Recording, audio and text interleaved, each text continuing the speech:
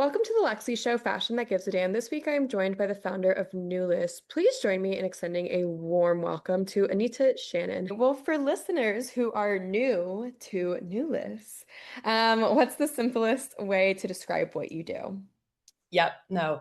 Simplest kind of way to describe would be Newless is a fashion brand that turns your old clothes into new clothes.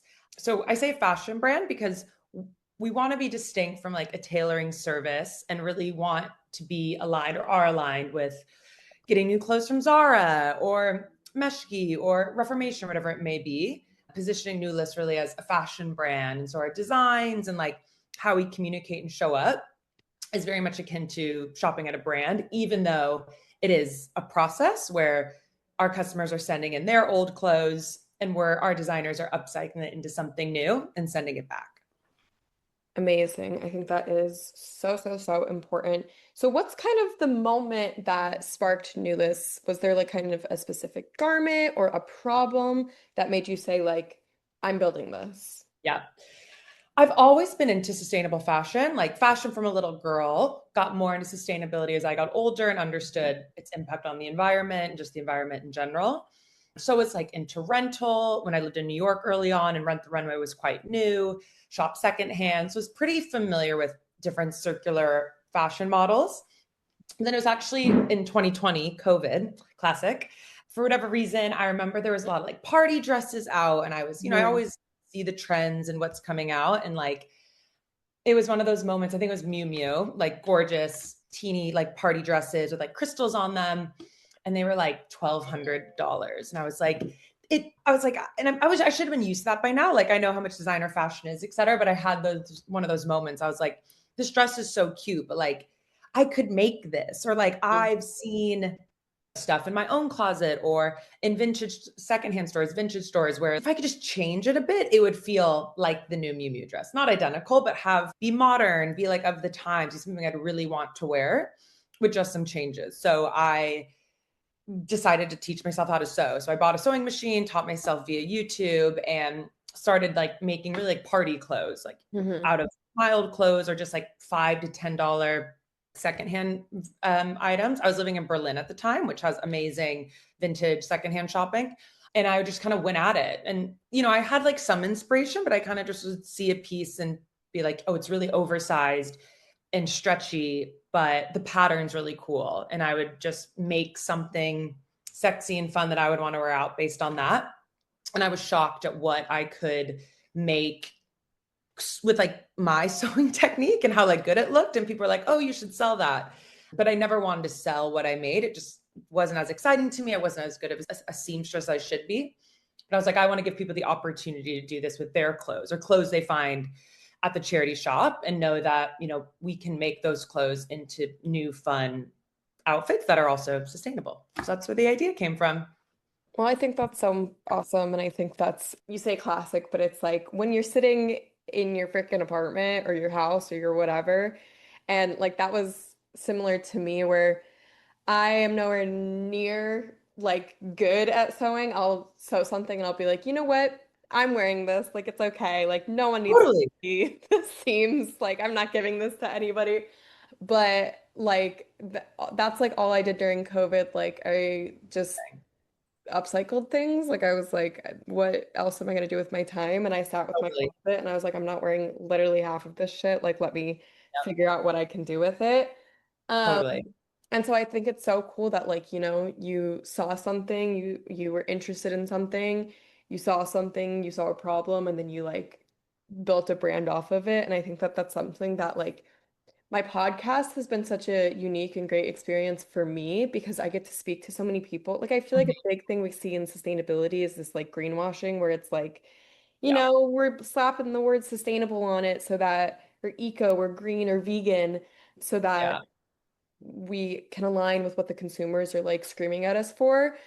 But then it's like so great that I actually get to speak to people that are like, no, I'm interested in this. I saw a problem and I wanted to be a part of the solution. And I think that that's just like so inspiring. So I think it's Totally. really cool what you do. I think I wouldn't find it as like energizing or inspiring to do anything other than fixing the problem, like actually trying to fix it, I think is what keeps me like motivated. It Yeah. wouldn't be as fun to just be like, oh, sustainability is cool. Let me just like say I'm sustainable, not. I'm like, I guess for some people, for me, I'm like, let's solve the problem. Let's do it, guys. Yeah.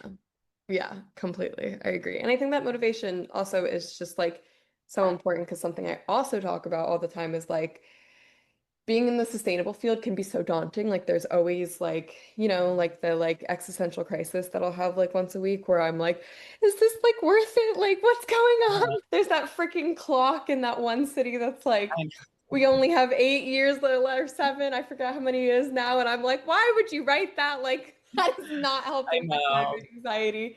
So I think that it's like that. And then it's like, okay, well, using that anxiety to just kind of drive these Yeah, things more, where it's like, no, I want to be a part of the solution. Like, even if I totally. not see it in my lifetime, I'll see little things and or big things that will lead up to things that will like absolutely benefit my children and their children and so on. Totally, totally. No, I think we can, I think there's stuff to be done in our lifetimes, I hope. I think we'd like to Yes, see some change. for sure. There must be. We're on it. No one sh Yeah. So on your website, walk us through kind of like the two tracks you have made from yours and then you have made from ours. Kind of Yeah. like, how are they different and who is each for? Yeah. Made from yours is really like the core business. So it's like made from your clothes for the consumer. So that's the whole kind of mail in process, which I can get into more detail on. But made from ours was a bit of like a secondary decision, which has honestly been really successful, which is just buying upcycled, kind of ready to wear. So pieces in our designs that we do from made from yours, we'll do like limited drops just in like sizes, traditional sizing, and people can just go on and buy those. And because Newless is like a new idea, wanted to give people the option to like dip their toe in, test drive, who maybe weren't ready to make their own piece from scratch, but like the designs. And that's been a good kind of like entry level part of the business. But it's more like traditional clothing, like making stock, selling it, but it's obviously all upcycled and secondhand. So Mhm. Awesome. Well, so tell me, like, so if I'm going to mail in a blazer from my closet, what kind of happens next? Like, what's the design look like? How do fittings or timelines and all that kind of jazz? What does that look yeah. like? So we've learned a lot in the process of building Newless. And one of like the biggest takeaways is you and I like have probably looked at clothing, vintage clothes, what's in our closet and seen what it could be. But Hmm. I say it's not that common. Most people don't look at old clothes and be like, oh, this could be my birthday outfit, which is normal. I think that's why, marketing and fashion exists. We get so inspired, used to be in magazines, now it's on social media, or just on like companies' websites, like, oh, I love that dress, I love that skirt. And we like see the end product and want to purchase it. So for Newless, we're really intentional. When you go onto our website and you look at the different designs, it kind of looks like you're shopping for that skirt or that set. But when you go to check out, it's like you're actually not buying this set, you're buying like the service to Hmm. turn your blazer into the set. So for example, blazer set is like our most popular item. And when you see it on the website, there's photos of examples of models wearing the blazer set, and it says your starting piece is a blazer. And so try to remind people like, you can't just buy this, you get this by sending us a blazer. Hmm. And so you check out, customers check out, and we mail you a little kit with like a shipping label, a bag, a measuring tape, and like a little like how-to guide. And from there, you mail in your starter piece. And then there's like a digital questionnaire, which you include your sizing and then things about the design. So it is quite custom. Like you're working within the design, but like you can say, if you want to high waist, low waist, if you want it a little longer, a little shorter, we have some like customization options for the sets. So you can kind of like make it bespoke for you and then obviously make sure it fits you correctly. If you like things a bit tighter, looser, because everything's made to order, it can really like fit your style and your sizing really accurately.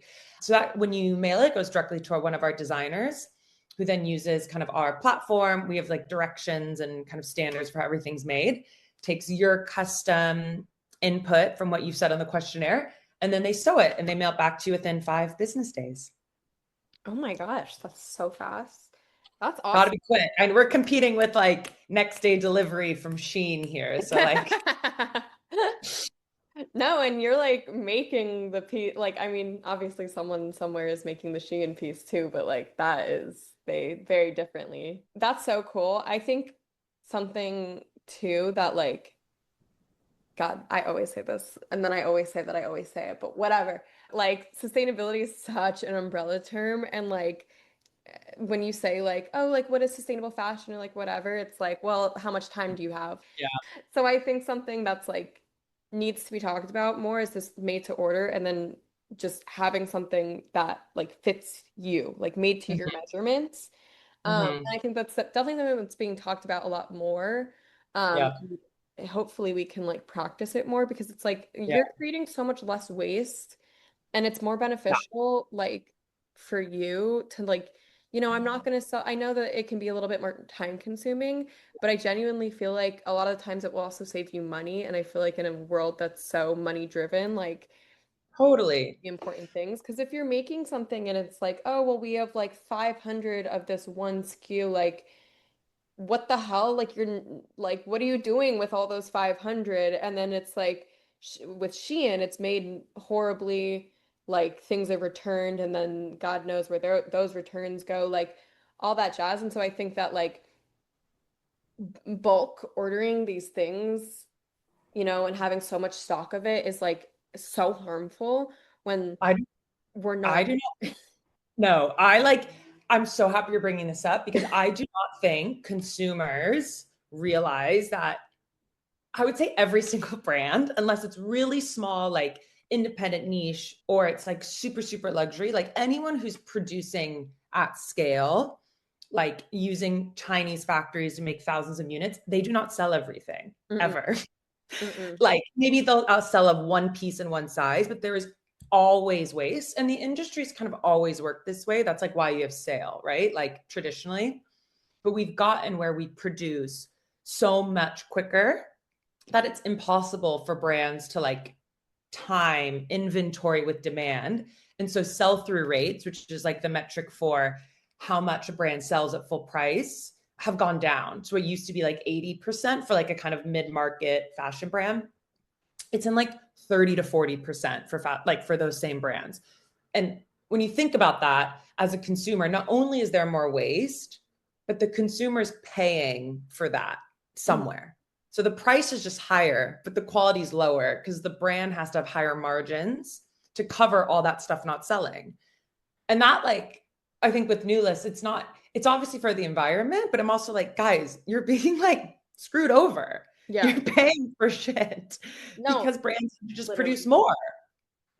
Yeah, no, literally. I like sometimes I want to like grab people by the shoulders and shake them and be like, do you understand? Like, even because I've thought about this too. I had a conversation once about like sustainability in like the film industry.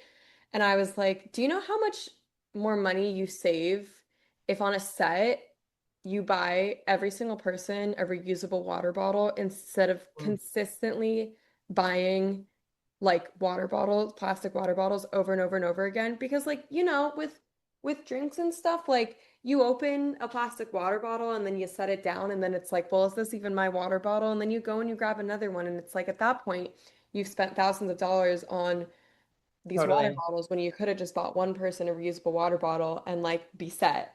And I another existential crisis I had.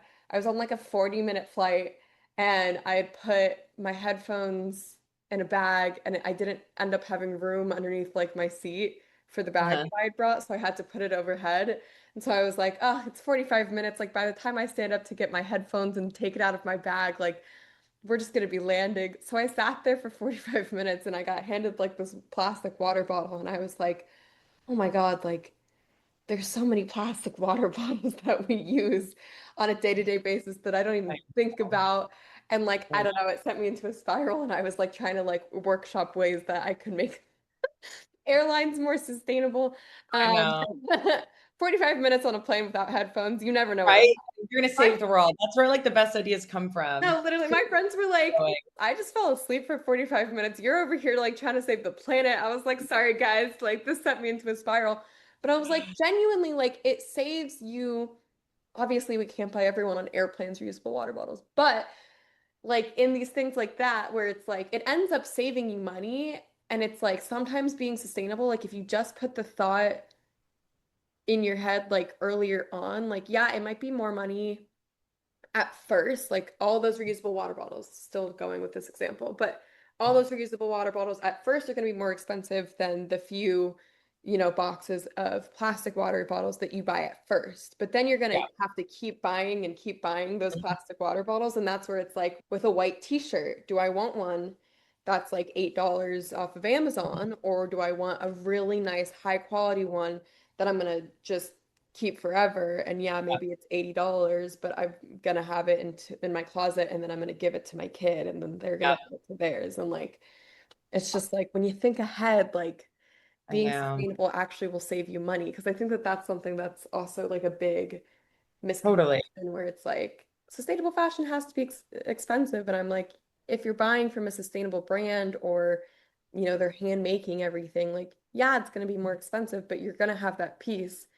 forever. Like it's just changing Totally. your mindset about it. And I'm Yeah. like, how do we shake And people you can for do change? more with it. Like I think like there's like an economy for clothing if you are really intentional about investing in it. Like can depend on the piece, but like rental, for example, like peer-to-peer rental. I have friends who like have made profit on some of their clothes Hmm. because they've covered the retail price by renting it out because it's a nice quality dress or something, or like a blazer or cool shoes. But then even on in the secondhand market, if you're looking to sell it, like Shein and H&M have no resale value. Mm-mm. While like, if you buy something nice and take care of it, you might only lose like 30 to 40%, maybe even less of like retail value when you sell it. And like, I think it's as people start to think that way, we talk that way, I think we can like make it more of like, it's not just like an environmental, I want to save the planet issue. It's like an economic Yes. like issue or potential more. Yeah, no, completely. I have been on, do you use Pickle? So I'm in the UK, we don't have Pickle, but Oh, we right. have By Rotation is a big peer-to-peer one in the UK, which is Oh, has done really well. And I use it quite a bit. wait, awesome. I'm like, how do I pitch that to my UK company that I work for? But yeah, I love Pickle, and like literally, like I have so many statement pieces that I'm like obsessed with, but it's like, okay, they're like freaking prom dresses that I wear Yeah, like to really nice events like once a year. Like I'm not using them all the time, but totally. it's such a great way of just be again like making money back after buying something, to let other Totally. people like wear something. And then it's like, well, it makes sense anyways. Like if you're wearing that piece once a year, and like I think sometimes it's okay to have pieces like that. Like I'm a big get your wear out of everything, and like really think about why you're buying something and where you're going to wear it and how many times you're going to wear it. But like I do have a few things in my closet that are like, okay, this is for like a really special event, and like I Totally. just Yeah, love this yeah, piece and I'm never going to get rid of it. But it's like, other people have also events going on throughout the year, and it's such a great way of, yeah, like again, making your money back after purchasing something, but then also it just like makes sense. Like it's like, why would I not let someone else wear that when I'm only going to wear it like once? totally. Totally. So Or in our I've case, upcycle it to something new. and send it to this really cool website called Newless. Exactly. Well, No, on but that note, back to our original plot line. So what like transforms the best in terms of like upcycling? Are there things that you absolutely steer clear from, or like things that you absolutely you're like, yeah, I'm upcycling that? I think for the brand right now, we have just a smallish list of designs we focus on more to not overwhelm the customer. And we're like a newer company. So like just want people to be focused. I think like anything can be upcycled, like silhouette wise, Hmm. but there's definitely like kind of the comment I just made about poor quality, like it's harder to upcycle poor quality clothes. Like if it's bad fabric, bad seams, like poor construction, like it's not going to upcycle as well. The other kind of interesting piece is like psychologically, people like it feels hard to justify upcycling or spending, say you bought something from H&M for 20 bucks to spend 50 to $60 to upcycle it. Like people struggle with that because it's more than what they initially paid for it. which is similar to like secondhand. Like people can't sell something they bought really cheap in the secondhand market as well.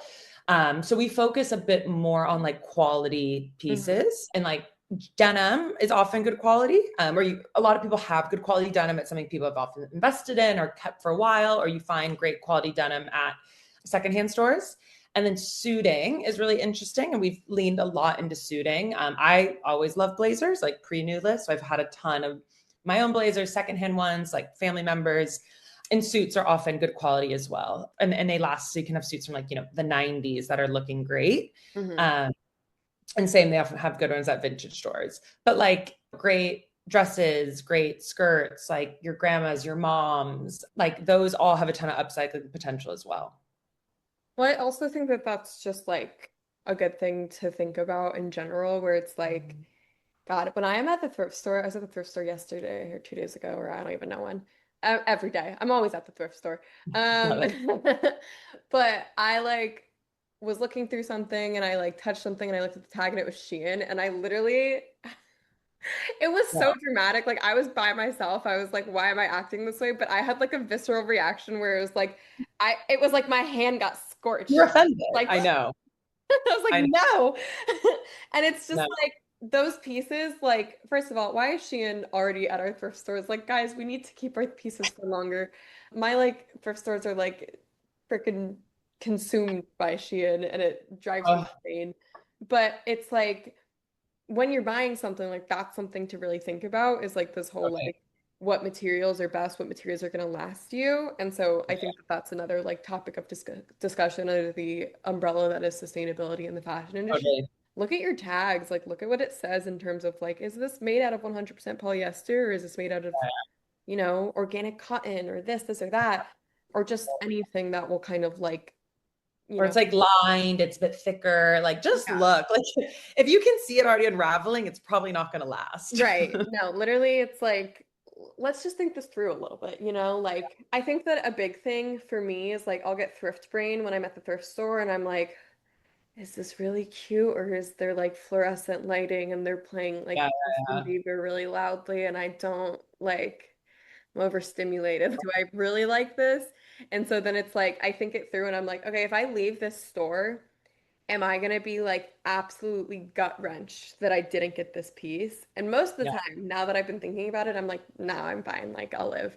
But like literally, like let's just look at the quality, guys. Like just take Mhm. 1 second to be like, is this really worth it? Am I gonna Yeah, wash it once and it's gonna deteriorate? Like, what's the fabric? Does it feel no, good or does it feel flimsy? exactly. And Totally. it's just No, like, it is messing up the fast fashion is messing up like the existing circular industry and like potential with all this Shein and even Zara and like these brands flooded in the market. Like it's hard to find, like you're sifting through like piles and piles of Boohoo and whatnot to find like old school, I don't know, Ralph Lauren or something that mhm. like even on like Vintage, not in the US, I don't think. It like I can download I have the app, but I believe all the pieces are like in the UK or In yeah, Europe. Yeah, Europe. yeah. And Vintage in the it's awesome. Vintage great, but like I spend so much time scrolling just on like the like what we recommend for you page, trying like to find things that are not those brands. So it's Hmm. like Vintage should find like a quick filter, like No fast filter out fashion. that fast. And it would probably like it's probably like 1/5 of the inventory will be left, but I don't care. I'd rather look at I'd that. rather that. Yeah, exactly. So it's interesting to think about like the future of secondhand and like circular fashion as we have like less and less good quality stuff going into the market. Hmm. It's like in 10 years, what's going to be left? Yeah. Yeah. So, No, that actually like sends me into another God. Why do I have so many existential crises? But no, I was like, there's this one.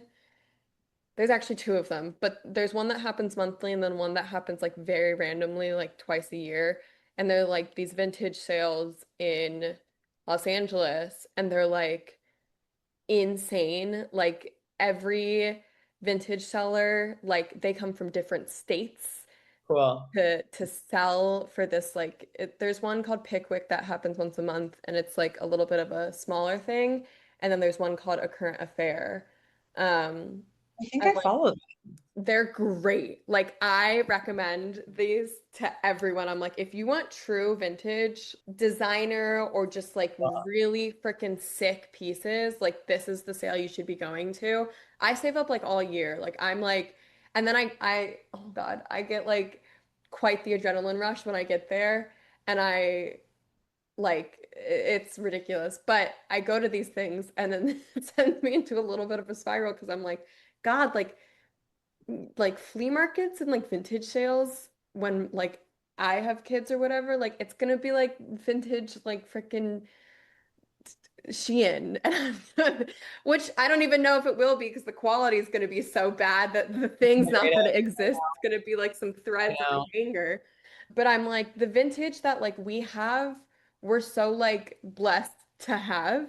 I know. Um, and it's gonna like start to get like rarer to find these pieces. Like going to a thrift store nowadays is like very different from going to a thrift store 10 years ago, where Totally. I'll like actually like be like, oh God, like what is this gonna look like in 10 years? Like I'm actually too scared for it. But I think Something's we got all to give have, though. yeah. Like things are going to change already. Like the in fashion industry, the traditional industry is not thriving. Fast Mhm. fashion is thriving. Like everyone in between is struggling, having an identity crisis. Like the big, like even big brands, like your stores from the mall, like they're already, they're exploring their own secondhand, exploring alternative models. And then I think like I think people do like to shop local. And I think like little Instagram brands, I think social media has let like small independent designers thrive without having, a ton of capital and stuff. So I think like I look at moments of hope where I'm Mhm. like, let's diversify and like find like the random Instagram brand that does like really cool feathered skirts and like she only does feathered skirts and like get one from her and like that'll be in the Or vintage. like upcycled blazers and like Or upcycled like maybe denim, upcycled stuff. I don't things like know. that. No, I like, yeah, we're around for that. No, yeah. There's always, that's like every time I have my little spiral, which I'm saying all of them now, they don't really happen quite this often. I think I'm All right, just, thinking them out of we're you. hitting all the topics that send me into a spiral. But like every time I like think about these things, I always surround myself with community or do those Instagram searches or find these unique brands or speak to someone on my podcast and it always like recenters me. I feel like where I'm like, okay, like guys, there is a light at the end of the tunnel. We're gonna be okay. Like we're working towards a really, amazing goal. And I think there's so Mhm. many people now, like along with like the thrifts or vintage and like thrift stores didn't look like this 10 years ago is like the okay, well, sustainable fashion was not talked about this No, much wasn't a thing. 10 No. years ago. It wasn't even a thing. Coffee Yeah. plan was like gross. Like even my mom, like it took her so long to get my she's like, it was like consignment, right? Like the Hmm. OG consignment stores. And I'm like, oh, it kind of smells. And Hmm. now she's team secondhand. I So know. That's another like misconception that I feel like people will always be like is like, oh, like thrifting's so gross. And I'm like, as someone who like worked in a retail store that like we no, never washed shit after you guys tried it on, and I get that's no. different than maybe something at a thrift store. But first of all, not really with the rate in which you guys are turning things around by like buying and putting them into a thrift store. And also like still like it's someone like I have no idea where that person went. They're coming in, trying something on, getting deodorant stains on it. We like maybe steam it or something after Yeah. and then put it back on the floor like like they don't get dry cleaned every single time you try something on, like unfortunately. No. People So think like new means good and has like actually no association. Like what raw fabric? That's fabric that hasn't been cut before. That's what like you yeah, think that's special? It's just the same as the fabric in here. yeah, it's all the same, guys. I think it's just destigmatizing it and like talking about it Exactly. more. But it's okay because we'll get there. Exactly. Well, what do you think, okay, like dream piece to transform to upcycle, what's kind of that for you? Anything you that keeps you up at night that you're like, I really want to make this? Hmm. I mean, if I've had that, I've probably tried it, especially in my like first years of upcycling. Like Mhm. I've probably did like 50, 60 pieces. I would say like 92% of them lived another life. Like a few of them dyed and sewing, but I usually can make them work eventually. Um, but I think like dream piece, like people to send in, like I really love like nostalgia and Mhm. like playing the emotional side of clothing. So like we've done like dad's blazers or grandpa's suit or some stuff of like your mom's or grandma's, and that's always really nice. I would love something from like grandpa's like in the military. Like I would Mhm. love like one of those like gorgeous like white navy jackets or Oh something, yeah. maybe like a set for his granddaughter. Something with like we people don't really do it often. I think it's hard to think of in the moment, but we would add like emblems or if people sent in like a scarf or a patch or like a medal, like we would sew it on in a fun way to make it like embellish. So I can just imagine some like sick like former military of your grandpa and have his like medal sewn in for the granddaughter. Like even if for her it's obviously emotional, but like for him, like how special is it like Yeah. to see your granddaughter wearing those clothes as opposed to being just like in some box in the attic. Yeah. um, so that's like from a like business nostalgia, me get emotional about the customer perspective. But from like dream, like my favorite like raw piece is, which we actually don't really do with Newless on the website yet. Like I would do custom and we do it at events, is like stretchy dresses, like big like create like moo almost like dresses that like your grandma would wear or something, Yeah. and making those into like sexy dresses and two-piece sets with like cutouts and slits and like they're crystals on them. I love those because they're really fun to work with, and stretch fabric is really forgiving, so you Mhm. can make like when I see stretchy dresses on like clothing websites, I'm like, we can make any of those. I love that. Yeah, I think that that is so. It's like when I see those videos where it's like upcycling like my mom's wedding dress or something to wear as like, a rehearsal dinner dress or something like That's that. fun. Those things always bring like tears to my eyes. And so I'm like, I feel like this is a cool opportunity to do it with, something for your grandpa or your dad or something like that, or your grandma or your mom. Um, Totally. Actually, something we want to do, which we haven't really put the feelers out. I talked to one kind of stylist and she was really into the idea. We need to like follow up on it, but like Love Island, like the winning couple have like her wear his like a blazer or suit oh, that he wore at some point cute. and do more like kind of reality show couples. No one take this idea who listens to this podcast. This is new. Well, you But I you think that's have evidence right here that it was yours first. So I did it first.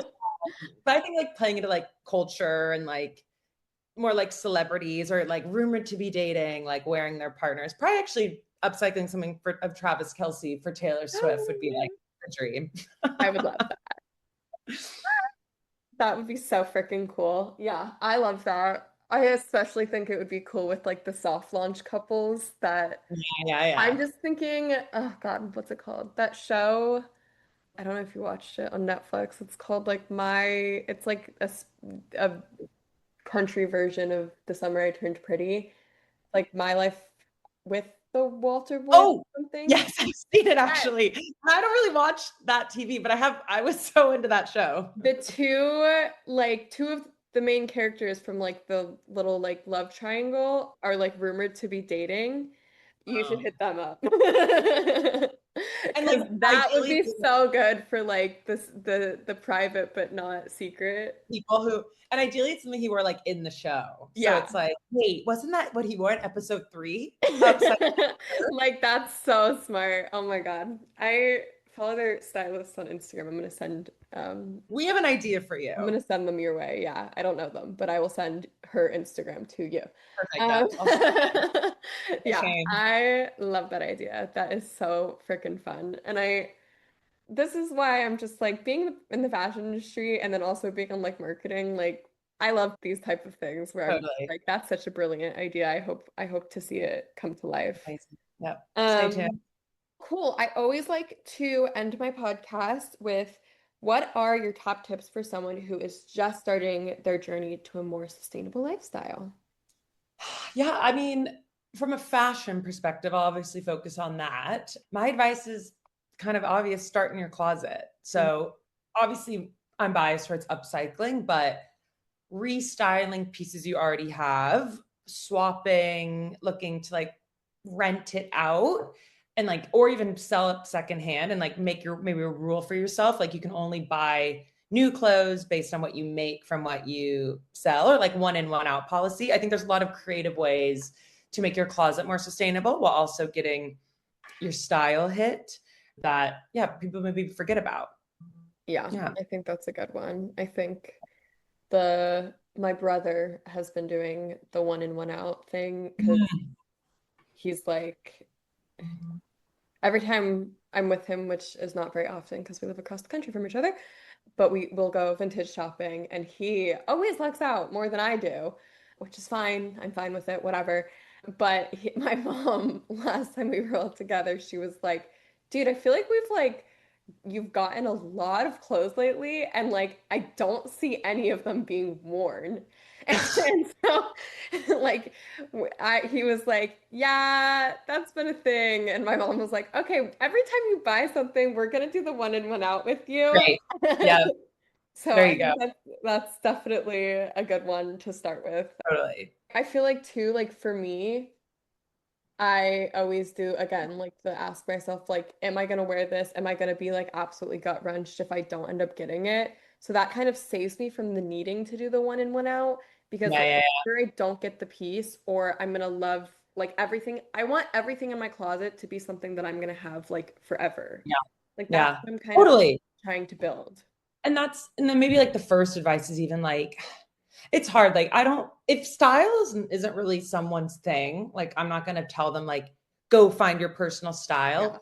But I really Right. highly suggest it because it just it gets so much cooler and your relationship with fashion becomes more like fulfilling, I think, when you have a strong personal style and you're not just buying what you see on the rack or what's getting like on the rack at Zara or what you're getting pushed via like TikTok ads. hmm You find pieces that fit your personal style, like you source them intentionally. And I think when you start doing that, a lot of time you end up finding secondhand pieces because you want it to be unique. You like know kind of your vibe and you like see it on a rack. You're like, oh, that skirt is so my personal style. Like Yeah. no one's gonna have it. And you're so proud of that. Yeah. Um, and I would say 9 times out of 10, it's not, you don't feel that way about things that are like fast fashion. Trending. Yeah. But fast fashion can have cute styles. Don't get me wrong. Like I know sometimes you want that like serotonin hit, but I think that like you can get that in a lot of other ways when you kind of own your own style. Yeah. I completely agree. I mean, I think even like if fashion's not your biggest thing, like you can still find your personal style. It doesn't have to be the most like crazy on-trend thing ever. It can just be like, oh, my personal style is athleisure wear or comfy clothes Totally. or this.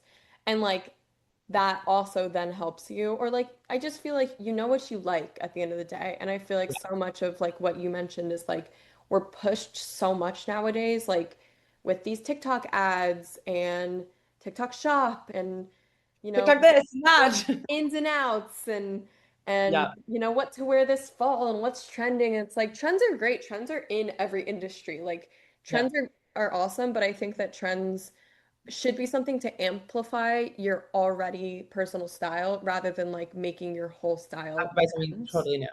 Yeah. Also, again, back to the consumer, brands are paying for this. Yes. Like so many newsletters are sponsored. So like you get this newsletter from a web or like a magazine or a creator, and you're like, oh my God, and it's like you're like, oh, paid promotion by XYZ company. I'm like, guys, this is not the point. You're supposed to be like a trend newsletter. Like now you're just pushing like Amazon products at me. I mean, this is not how this relationship Not what started. we No. want.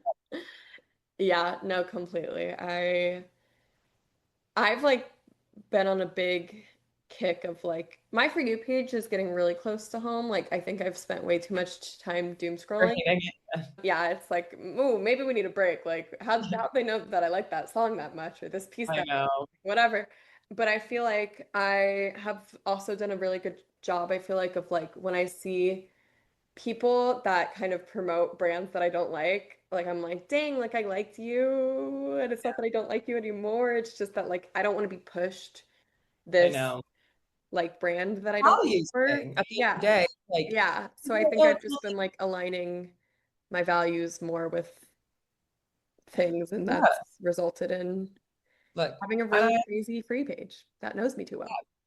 good for you. But I do think like, people, creators can't like defensive or influencers on like, oh, it's an ad or got paid for it, or and celebrities get like do like a campaign with some fast fashion brand, and people get really upset, and there's a group of people that are like, oh, don't blame them, whatever. But I think to your point, it's like values come down to like what you're investing in and like where you're putting your money and like your time, and it's reflective of what someone believes. And I think like without making it too deep, like I do think it's like okay to recognize if like someone's inconsistent with that. Yeah. Holding people accountable is important, and I think it's just how we go about that accountability. Because I feel like sometimes people will like die on the hill that like Yeah. not saying she's in any way a good representation of being eco-friendly, but I know that a lot of people were shitting on Taylor Swift because of her carbon emissions. And I'm like, Oh, you're so right. Like, should you fly 8 minutes? No. yeah. Was that plane probably being moved like more realistically? Probably. But like, if we're gonna hold that accountability towards, Taylor Swift, let's also hold it towards organizations like Coca-Cola and Yeah. Amazon and whatever that are like doing that amount of impact that she has in 1 year in like 1 week. Yeah. So it's so fine to hold her accountable. I'm again in no way saying she's like the most sustainable person ever. She's not. Um, but I think like if we're gonna while we're holding people accountable, let's just also be sure to I think it's important to hold us as consumers accountable, but also acknowledge that like us as consumers can only do so much. So while we're holding people accountable, let's also hold these big Yeah. organizations. And I think as consumers, we're bad at like we like to like pick like people who are trying, like we try to bring them Yeah. down. Like it doesn't negate her other positive decisions. And it's like you get so mad over like her on her jet or whatever, which by the way, she like literally can't go anywhere public. She's like the most famous person in the world. She'll get like mobbed. Yeah. Let her give her a break. Are you Um, a fan of Taylor Swift? huge. Can you tell? Okay, because I'm like us Swifties defending her. We're like, Like, by by the the way, way. I'm just speaking objectively. No. But like I'm like, people well, that 8 minute drive was obviously just her jet moving from point A to point B. I don't even think she was on that freaking flight, guys, but that's a side point. But honestly, people then you have people who like aren't trying at all, and like no one gets mad at them for not trying. Do you know what I mean? It's yeah, like if someone tries to be all these positive things, they have one slip up, you attack them. But if someone's not trying at all, you don't care. yeah, It's like, well, let's just start going in the DMs of like Jeff Bezos and like every other billionaire who's yeah, actually not even trying to be sustainable. But exactly. it's because you don't have like the contrast, so people don't get as upset about it. But I'm like, Taylor Swift is not you're causing issues here on the grand scheme of things, Yeah, guys. that's where like my thing with, because I'm like, yet again, I say it all the time. We have to pat people on the back and like pat yourself on the back for the things that you're doing right and not Totally. beat people up and yourself up too much for the things that you can't do. Because, like, as someone who cares about sustainability, like you and I aren't 100% sustainable 100% of No, the time. It's no. impossible. So, the important thing is that we're trying and that we're making the effort and that it's something that we're consciously thinking about all the time. But we also have to acknowledge that, like, we're humans and we're going to mess up. Yeah. So, I'm like, it is accountability. I don't know. It's really hard, I think, with social media and like cancel culture where like we're Yeah. so quick nowadays to be like, well, you're a horrible person because you shipped this from Yeah. this state. And it's like, okay, well, can we acknowledge that like, yeah, I had to ship it, but it's also made from this fabric and it's Totally. made to order and it's upcycled and it's this Totally. and it's that and it's this. And so the one thing I couldn't do was not Yeah. No, have it's it a made different from down the street. 100%. And I think like one, like people need to they can make their own decisions based on their own values and don't need to like berate people in the comment section. Yeah. Like, cool, unfollow her, don't buy it. And like that's the most powerful thing you can do as a consumer, not be like a random like keyboard warrior Yeah. hiding in God knows where.